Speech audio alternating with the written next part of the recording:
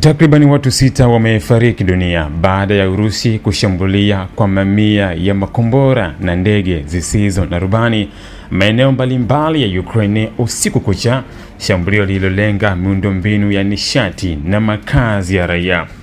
Miongoni mwa waliofariki, wawili walipoteza maisha baada ya kombora kulipua jengo la ghorofa katika mji wa Dnipro, huku watu 12 wakijeruhiwa. Katika mji mwingine, watu 3 walithibitishwa kufariki dunia kutokana na mashambulizi hayo.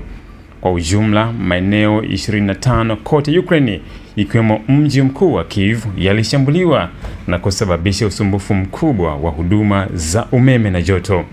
Waziri Mkuu wa Ukraine alisema kupitia ujumbe alioweka kwenye Telegram kwamba vituo vikubwa vya nishati viliharibiwa katika maeneo ya Poltava, Kharkiv na Kyiv, huku jitihada za kurejesha umeme zikiendelea kwa kasi.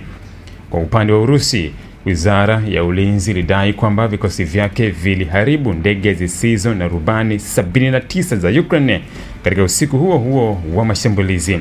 Hata hivyo, jeshi la anga la Ukraine liliripoti kuwa Urusi ilirusha zaidi ya ndege zisizo na rubani zenye milipuko 450 pamoja na makombora 45.